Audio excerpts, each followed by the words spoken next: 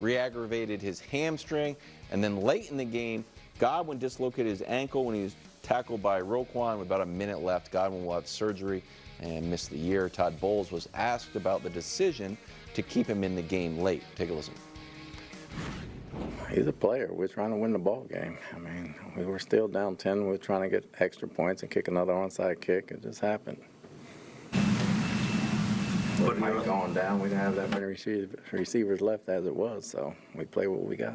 It's unfortunate he got hurt. We feel bad about that, but he's a football player and he wanted to be in the game, just like Baker and everybody else wanted to be in the game.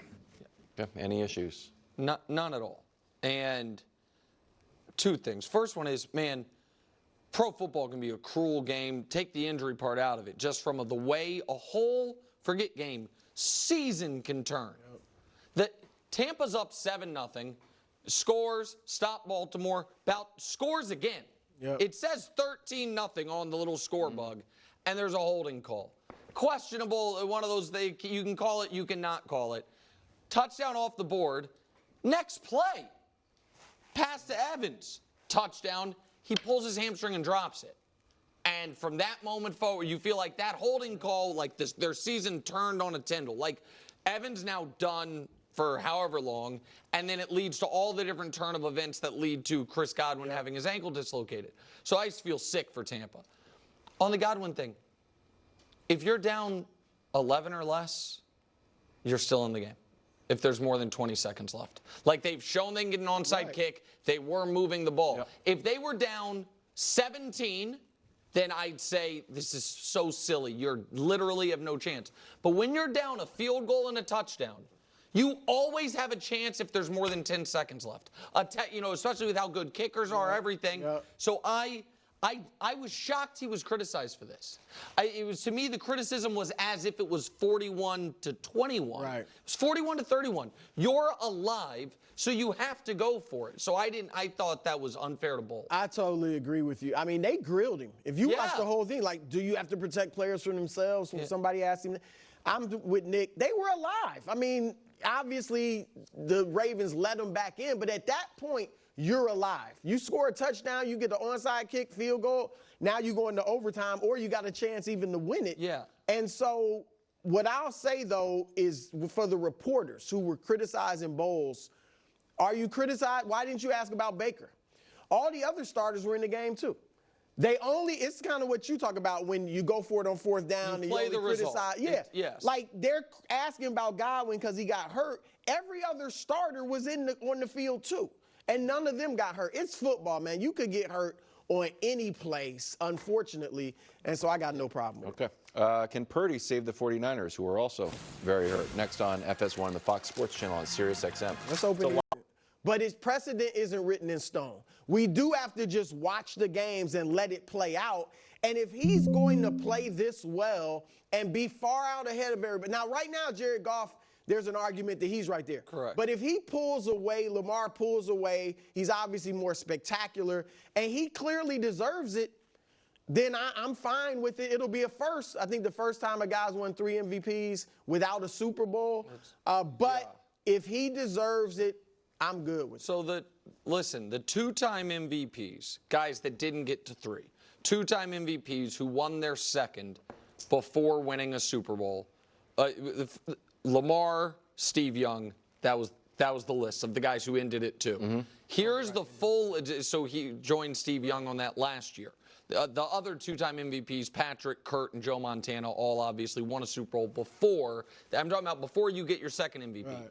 The 3-time MVPs, here's what it looks like. Now, Brett Favre and Jim Brown and Peyton won their second like Lamar did before they got their third MVP, before they got a Super Bowl. No one has ever won a third league MVP before they were a champion. No one ever. Yeah. And so that's the precedent Brew is talking about. With that said, because at Wilds, what do they call me? Mr. Consistency. And I try to be consistent, but sometimes I feel differently across sports. So I feel like the NBA MVP has more of a historical resonance than the NFL MVP because there isn't a Sean Alexander, Rich Gannon, the kicker who I wanted Mosley, Mark Mosley. That doesn't. The NBA MVP to me is as prestigious of an individual honor as there is in all of sports, aside from maybe the Heisman Trophy. The NFL MVP I think is awesome, but not quite that caliber. So I'd be fine with it. If if Lamar's awesome, my whole question about Lamar has to do with a part of the season that the MVP is not for.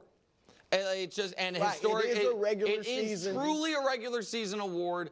There isn't. And again, I know it feels like it's conflicting with some of my basketball takes. I can just be honest with you. I look at the awards differently. I look at the precedent differently. I look at the importance differently. And I also, you guys know I didn't like the Mahomes, Allen, Brady, Manning stuff because I'm like, no, Patrick's both. He's the winning of Brady and the MVPs of Manning.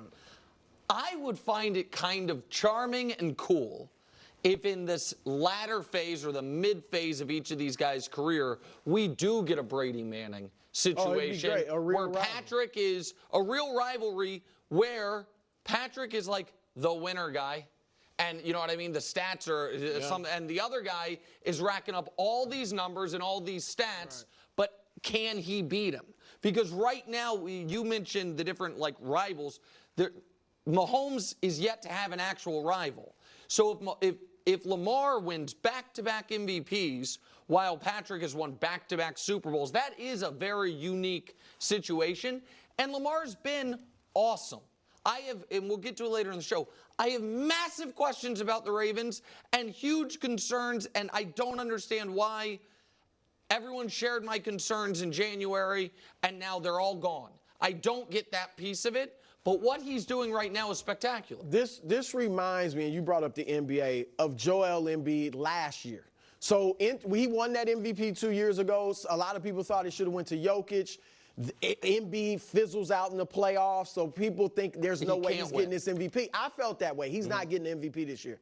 He was so good, though. He was averaging 35 points, 11 boards, almost 6 assists, shooting 39% from three. Before he got hurt, and that's why he didn't have a chance to win it, I was like, he's the MVP right now. It's just undeniable, and that's where Lamar's at. He's playing so well. It just wouldn't be fair at this point. Hold on, to be clear, and I don't think you're saying this either. I think right now there is a very good case for gold. Yeah, it's a real race, but I don't think he's disqualified from winning it. Okay.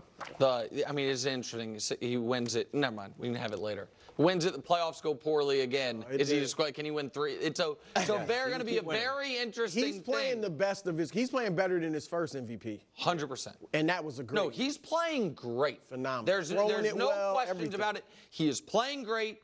And all the leadership stuff that I sling at Rodgers, because he's not, Lamar is. Absolutely.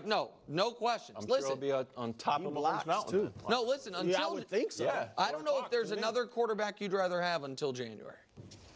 I don't. I just don't. High-flying Bucks came crashing down to earth. First, Mike Evans re-aggravated his hamstring, and then late in the game, Godwin dislocated his ankle when he was tackled by Roquan with about a minute left. Godwin will have surgery and missed the year. Todd Bowles was asked about the decision to keep him in the game late. Take a listen. He's a player. We're trying to win the ball game. I mean, we were still down 10. We were trying to get extra points and kick another onside kick. It just happened. With Mike going down, we didn't have that many receivers left as it was, so we play what we got. It's unfortunate he got hurt. We feel bad about that, but he's a football player, and he wanted to be in the game, just like Baker and everybody else wanted to be in the game. Yeah. Any issues? None at all. And 2 things. First one is, man, pro football can be a cruel game. Take the injury part out of it, just from the way a whole, forget game, season can turn. That Tampa's up 7-0, scores, stop Baltimore, scores again. Yep. It says 13-0 on the little score bug, and there's a holding call. Questionable, one of those, you can call it, you cannot call it. Touchdown off the board. Next play, pass to Evans. Touchdown. He pulls his hamstring and drops it. And from that moment forward, you feel like that holding call, their season turned on a Tyndall. Evans now done for however long, and then it leads to all the different turn of events that lead to Chris Godwin having his ankle dislocated. So I just feel sick for Tampa. On the Godwin